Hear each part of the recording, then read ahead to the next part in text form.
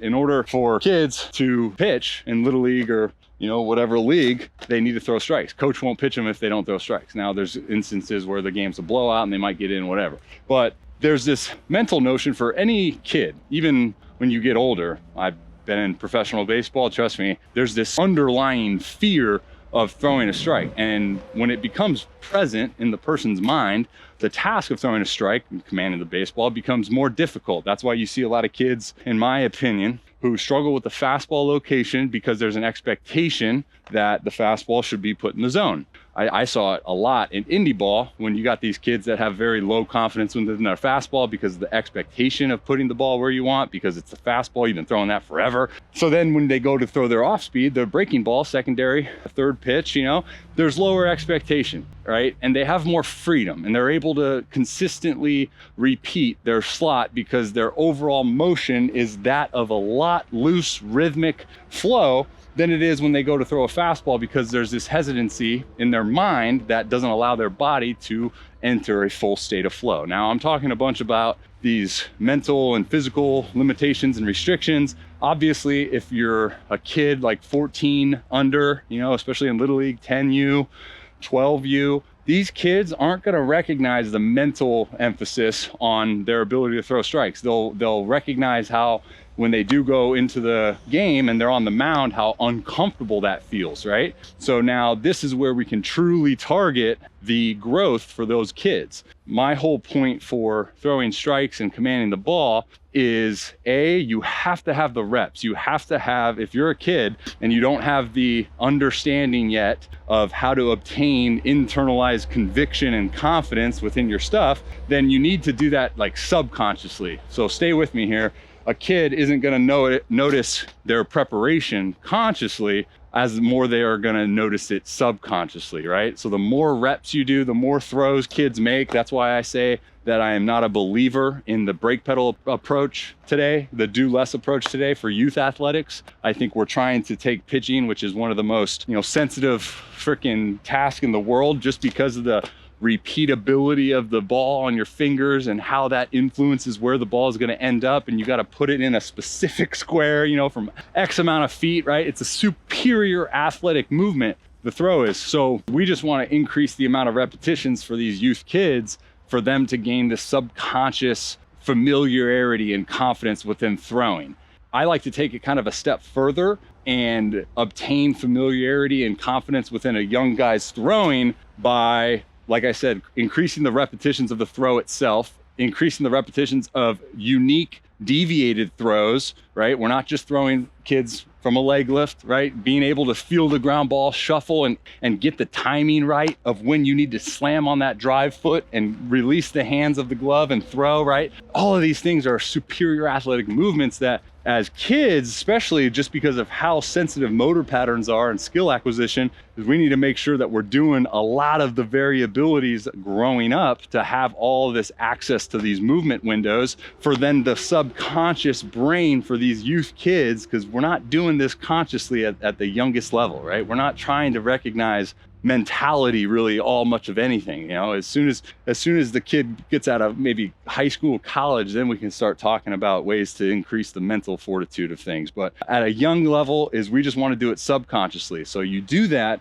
by physical activity and reps and putting them in unique environments for them to accomplish tasks, or you set aside different challenges for them to compete at and win and track how much they're getting better over time. And you do that by like target acquisition and taking eyes off the target. There's so many different examples, so I can just run you through how I would approach like a very simple case, right? For a kid that's just struggling throwing strikes. Something that I would do for this kid is get him a pitch back. I don't know if you could see it over here. I got a pitch back. It's I could throw into it and it comes right back to me. Mine's from Aceletiqs. If you want to just contact me, therobbyrowshow.com/ask for the link. My number one favorite tool for any kid wanting to get better at throwing is a rebounder, because they can A, do it alone, and B, they can just freaking get reps, right? So just this right here, mine's angled a little bit, so I got to throw it in the nice spot. But you freaking reps, you know, this is why I always liked basketball growing up, because it was like I didn't have to rely on anyone else. I could just go do it myself. You know what I'm saying? And that just was freeing for me. The rebounder gives me the same kind of sensation, same joy. It's like, got a ball and I got a glove and I can just throw, you know? And I think that's huge for kids to be able to do, because now you're not only just increasing the physical reps of throwing, you know, but you're just, well, you know, there's so much self-exploration within just the increase of reps, because right now, you think about it, kids are limited to how much they can throw in a day. So the throws that they do make in a day, they're probably super like fixated on certain things, or they're not fixated on anything, you know, the opposite ends of the spectrum. But either way you cut it, that's not gonna improve the kid's mentality and confidence within their task of throwing a strike, or B, the physical replication of throwing the ball into the strike zone. Now, I love the pitch back because at a young age, there's not much identification for them, right? You're not gonna sit and tell a 10-year-old kid all these things about what they need to do and asking them what their pre-game routine is, you know what I'm saying? So just putting them in the right environments for them to increase the repetitions while subconscious gaining familiarity within themselves, it's an absolute huge win. So take this a step further, the throwing aspect of it, right? And just getting to a point where the kid loves throwing, and you put them in an environment where there's no risk, you know? You put them in a very safe environment for them to just to have fun and be joyful, then that's gonna carry over, right? From the backyard throwing into a little pitch back, that's gonna carry over into the games now when they're on the mound facing a hitter, right? The brain doesn't really recognize the task itself as completely different, right? Like it knows, like when we get this ball, our objective is to throw it in a particular spot to get the hitter out. It knows that. And it knows that when we throw into this pitch back too. And you can take that a step further with these youth kids, is start really feeding into the challenges and the competition. Put little strings or little cones on a pitch back. You know, I have a soccer rebounder too. It's supposed to be for soccer balls, but it's a lot bigger, and it gives you so much opportunity for location targets with a pitch back. So pitch back, you throw it and it comes right back to you. I just think there's so much good to be had if you're a kid, to be able to just increase the repetitions of your throws while obviously improving your actual movement, because the body is adaptable, the body's smart. If you get a kid that's got an athletic foundation and you just put them in a freaking environment in which it's gonna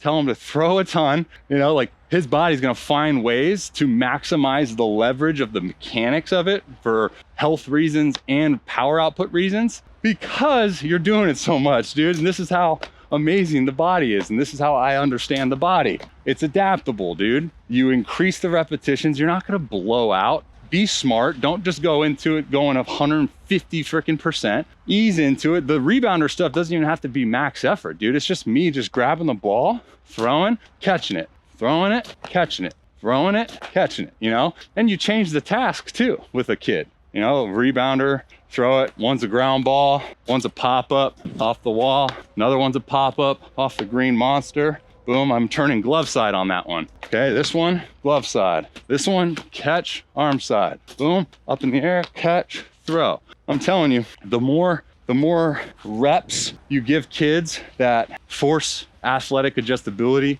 it's gonna be amazing, because now they don't have to think, they don't have to fear. The more stimulus this brain gets of a certain emotion attached to the throw, the emotion that it gets attached to the throw is extremely important for the development of that kid. Because if there's a negative emotion attached to the throw, which usually is from kids that have a really bad experience in games, not throwing strikes, feeling embarrassed, having doubt, all of these things. So that emotional attachment that these kids' brains have towards the sport and towards the ball matter. So you want to make sure that they're getting put in very free, non-judgment, fun environments with the ball, right? So for me growing up, it was a lot of just dad hitting fungos to me, fielding ground balls. In BP, I would like say, hey, I'll hit last, go up to the park, whole family's hitting BP. I just wanted to shag, right? So then my brain's emotional attachment to this ball and anything that comes with this ball, hitting, fielding, throwing, Snack Shack, right? It's all very positive emotional attachments because I was put in these environments, these joyful environments, before I got put into a game environment that I felt, you know, embarrassed. Because I think any kid is going to struggle with putting the ball where they want, you know, and there's going to be this sense of embarrassment when they can't do that, you know, and freaking the merry-go-round's going, you know what I'm saying? And I think it's our responsibilities as instructors, our responsibilities as parents to just make sure we understand that the kid has a very sensitive approach, you know, to the game. And it matters how he and how his brain is perceiving the game. And that's why I think like the competition is going to embody so much more joy and fun for the kid, as opposed to like that kid, hey, we got to hit 50 miles an hour today, dude. You know what I'm saying? Like where we get into this fine line of taking a 10-year-old and being like big picture mindset. If you want to play big leagues, dude, you got to throw 90 right now. You know what I'm saying? That takes like the joy and the competition away from them. And it kind of puts them into this, like, I have to do this mentality, right? Like same thing a lot of times when kids get up there and they really want to freaking throw strikes, you know, because they won't pitch again if they don't throw strikes. And then their mentality becomes don't throw a ball, you know, and it's passive. And now their physical movements are super freaking limited, as opposed to, hey, I don't really care so much about like throwing 90 as a 10-year-old. I just want to kind of have fun. If that's the goal, that goal is going to influence a lot more productive development throughout his career, as opposed to like, it's a task-orientated approach. If a 9-year-old's trying to throw, you know, what do they throw? 60 miles an hour? So that's what I got. The practical encouragements that I would give parents or coaches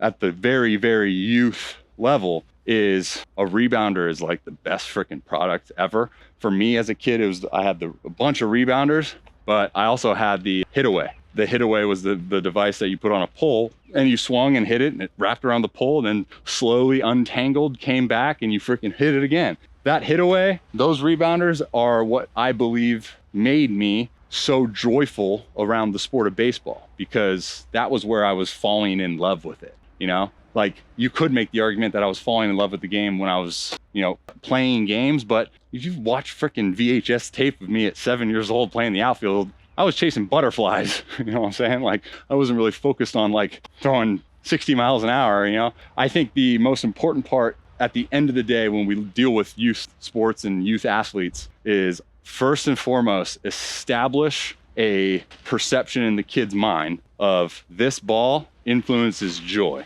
If we get that down, right? If we understand that this, and when I throw this, my life is better, you know? When I catch it, I am having more fun, you know? Like I throw and I catch this thing and my life becomes in that instance funner, better, improved. You know what I'm saying? That is the goal, because that layer of a foundation for kids' why is so much stronger than like, oh, I play it to get money. I play it because I'm good at it. You know what I mean? Like it's going to burn out. So biggest encouragement, youth sports, increase the repetitions, influence areas and environments that influence joy, right? That invoke positive energy. I'm a big energy guy. Energy is carried in a lot of different sports, in a lot of different environments. Every brain knows how to perceive energy, whether it's subconsciously or consciously. So it's a coach's responsibility at that age to be truly observant to what that kid's body, like the way his body's energy feels about like certain tasks in the game. How does he respond to taking ground balls? How does he respond to throwing? How does he respond to pitching? How does he respond to fielding fly balls? You know, how does he respond to catching? Like all these things, because you just want to feed. You want to feed the passion. You want to feed the love. You know what I'm saying? Whereas older, it's more like, all right, dude, like life sucks, kind of. Life is going to be really hard. So, you know, deal with it, because you're not going to enjoy everything that you do. You know what I'm saying? As a kid, it's the opposite. I got to do something. So influence areas of joy. A rebounder is a great tool. Hit me up if you want to get the one from Aceletiqs. Like I said, there's another soccer rebounder that I have that's super dope. But anytime I work with kids that are, you know, 12U, so still in Little League, like a big thing we do is rebounders, ground balls, catches, overhead catches, all of these different, you know, stimulus, essentially, all these different tasks for the kid to complete, is just ingraining variability and adjustability for their actual mechanics. Because more oftentimes than not, like obviously there's a layer of mechanical inefficiencies for any kid 12U. There's gonna be mechanical inefficiencies. There's just too many instabilities present. We're not trying to give a 10-year-old or 11, 12-year-old, 9-year-old, 8-year-old, 4-year-old ideal picture perfect mechanics. No, we're just trying to get them to fall in love with the game, so then that love will then influence their desire to get better every single day for them to hopefully accomplish their dreams, right? Like that's the freaking foundation. That's the goal. So you take it a step further is using like different objects, you know, to build arm path athleticism is to be able to use your throwing mechanics, even if you're a 10-year-old, 12-year-old, whatever, to accomplish the task. When I was a kid, I threw like little rocks at the river. My grandparents lived on the riverbed. And I would go to the river and I'd skip rocks. I'd throw rocks over on the other side. I'd grow up throwing a football, grow up throwing a tennis ball. I threw some golf balls. I threw Nerf vortex balls, frisbees, all of these different objects. And for you to just like throw it instead of making the adjustment via like articulation and thinking to yourself, how do I physically adjust to accomplish the task? When you throw just different objects, it's like, all right, rep. All right, where was the miss? Okay, now let's just do this. You know, especially if you're a kid. That's the beauty of the rebounder stuff, and the amount of consistent repetitions that I would encourage kids to go through is because then you start teaching their brain that adjustments don't really happen mentally. They do, but they like physical adjustments don't happen mentally.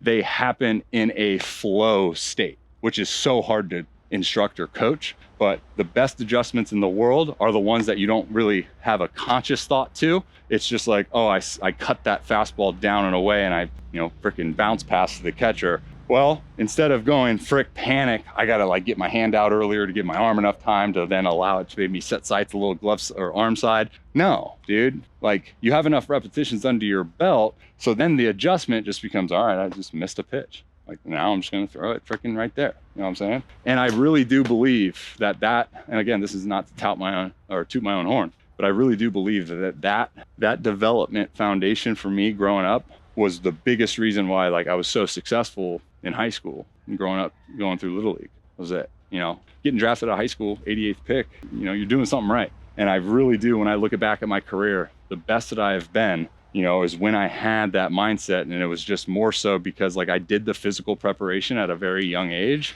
And as soon as I got into the game, then it was like, this started wanting to go, instead of just what made me so good in high school was that I have the layer, right? I've done the work physically to prepare my adjustability, my command, my all those things, and they just happened organically instead of having to force it. I guess that's the full message. The whole theme of this video is that with kids, it's a very unique time when they're coming up because a parent, a coach, they have so much power, right? When it comes to influencing that kid's brain's perception of the throw. And you can do that by, putting him in the right environments to find joy. And that doesn't mean like joy is a guarantee, but it gets them out of like that restrictive headspace, And I think a lot of people go wrong because when they see a kid in a restrictive headspace, they try to like think through it and they challenge them mentally, when I believe it's more of a physical challenge. Kids don't really need to think.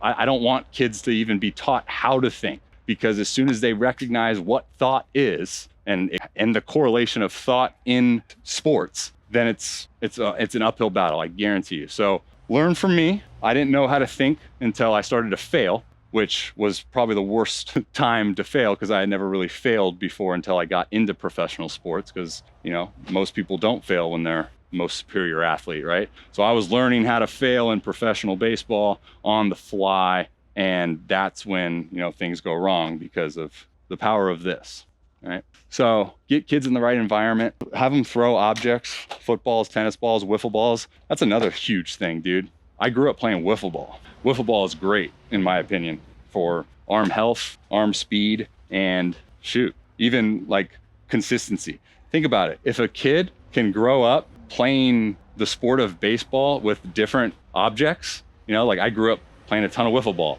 Sometimes we wouldn't have a wiffle ball and we would play with a tennis ball. Sometimes we would play with those foam balls that my dad used to throw at us to practice turning into a pitch when we got hit, But like you grow up and all of those are different weights, all the different sizes. You grow up playing football. And what you do is you just establish brain-body connection without having to articulate mentally physical movements. Physical movements need to be freaking flow. You know what I'm saying? So when you grow up having different objects but completing the same task, throwing wiffle balls, throwing foam balls, tennis balls, baseballs, you know what I'm saying? I'm not sitting here saying a kid should go out and throw a 12-ounce baseball and then go pull down on 3 ounces. You know, that's not what I'm saying, but just slight little reps, you know, over time allow for this athletic, variable arm action that allows them to not overthink about the task of throwing a strike. It just allows them to feel more secure and confident, knowing that they can do it because of how many reps they have at that point with the amount of different objects. You know, if a kid can throw a wiffle ball for a strike, followed up with throwing a baseball for a strike, it's a pretty athletic arm path. It's a pretty repeatable arm action. It's a pretty repeatable mechanics. And the beauty of that is that nothing was really taught. You just said, here's a ball, go out and compete. That day it was a wiffle ball. The next day it was a tennis ball. I think we get away from that because like the baseball industry right now, sports performance industry is great. There's so many advancements that are taking our human capabilities to a whole different level physically. And I love that, but I fear that it's gonna get us away from what made kids really good at one point. And it was just growing up playing the game because it was fun, not playing the game because it was a job or because your buddies did it. Like playing baseball, throwing a baseball, playing wiffle ball, playing lob ball, wall ball, whatever, you did those because it was fun. So your brain automatically instill a specific emotion attached to the activity. And that emotion at a young age, dude, is gonna be the difference. My biggest encouragement for parents dealing with kids that struggle throwing strikes, and obviously their confidence is doing, like, get them in environments that are a lot more freeing so they can slowly kind of change and alter their perception of the task of throwing. Some kids will get really embarrassed, you know, and then they don't want to do it. It's a fear for them, right? There's doubt linked to it. So you just want to make sure that the environment you're putting them in is going to A, give them freedom to mess up and make mistakes. That's great. It's learning 100%. And then B, the amount of reps, something that we can actively control. Reps is huge, right? Reps is going to solve a lot of issues. So hit me up if you want that link for the rebounder or the soccer rebounder. I have a bunch of different rebounders. Like I said, my favorite tools are the ones that you can go outside on your own with a ball, with a bat, whatever, and just do it, not have to rely on anyone. Those are my favorite.